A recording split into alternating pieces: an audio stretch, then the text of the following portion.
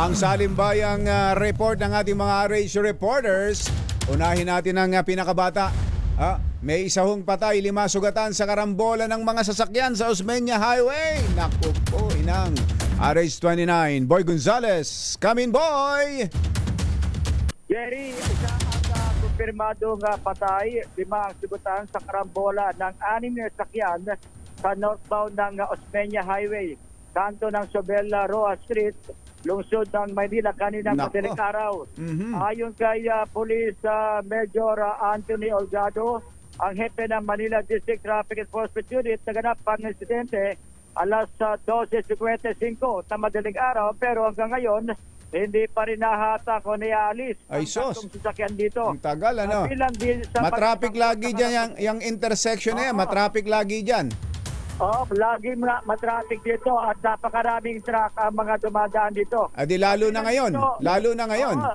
Lalo na ngayon. Yung sasakyang tatlo ay nasa pinakagitna ng kalsada ng Osmeña Highway. Kabilang dito sa sangkot sa karambola ang isang SUV Lexus na kulay gray. Ay, sus! Nancy Zebra 2268. Lexus, mahal yun. Na may plate number, 12-wheeler truck na may plate number 3798. At isa itong minivan na may plate number Nancy Echo Whiskey o 2034. Naialis na yung tatlong sasakyan kanina, isang tanker, isang Mazda at isang Honda City. Nasawi umano ang sakay ng isang pero hindi pa malaman kung sino ang responsable ng sinugod sa malapit na ospital. Yung namatay, boy, yung namatay, sana kasakay yung namatay?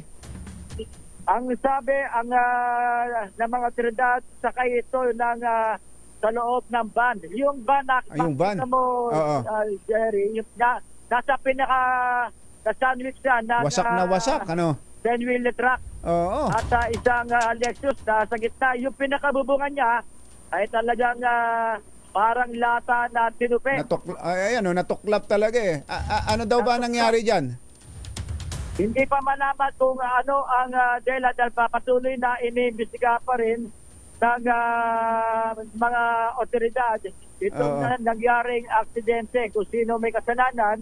Yan yung ayon kay Police Major Anthony Olgado, malakas. Ang hepe ng MBPU, talagang ito inaalam nila kung sino may kasalanan sa sangkot sa 6 na karambola. Malakas yung salpukan, ano, dahil para malukot ng ganyan yung van, ano? Oo, nalukot yung pero itong Lexus may tama rin siya sa bandang likuran at sa kaharapan. Pero yung van talagang total wreck. Oo, total wreck at yung na sandwich siya ng 12-wheeler truck. Ayun. Napakalaki talaga. So truck. At ito parang para sa latang nabundol sila mula sa likod ng truck. Ganon.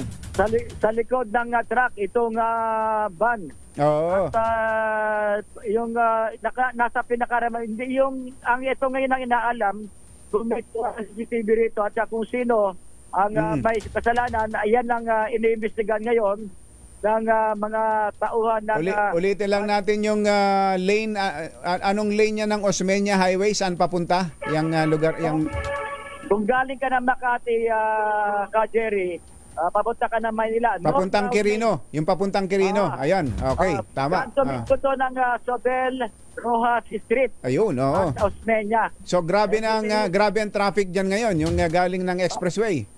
Oo, medyo nagdudulot na ito ng traffic eh. Ang pagkakalam ko, itong Osmeña Highway nasa 4 na linya.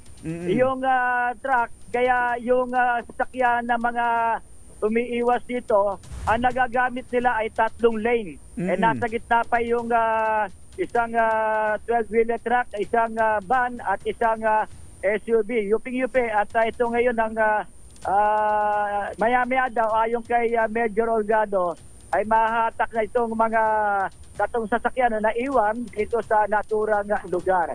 Yan yung follow-up report natin sa karambola ng 6 na sasakyan at isa nga ang kumpirmadong patay. Ito si Boy Gonzales para sa DZRH, una sa Pilipinas, una sa Pilipino. Thank you, boy!